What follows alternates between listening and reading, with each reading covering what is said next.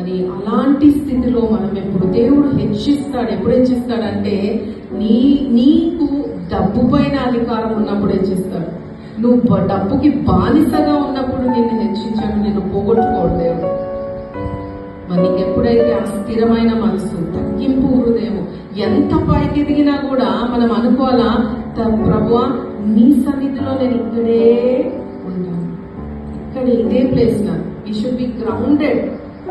మన పైకి ఎగిరామని చెప్పేసి కార్లు అవి ఇవి నగలు ఉన్నారండి, నేను తప్పు చెప్తున్నానా కదా, ఎక్కువ చేసుకొని ఎక్కువ ఖర్చులు పెట్టుకొని లేనిపోనివి చేసి ఏం చేస్తారంటే లాస్ట్కి కింద పడి, ఈ ఒక తప్పిపోయిన రెండో కుమారుడు కథ ఏమైంది, కింద పడిపోయాడు. ఆయన కింద పడిపోయిన తర్వాత ఆయనకి ఆ తిండి తింటుండే ఎవరు గుర్తొచ్చాడంట, తండ్రి.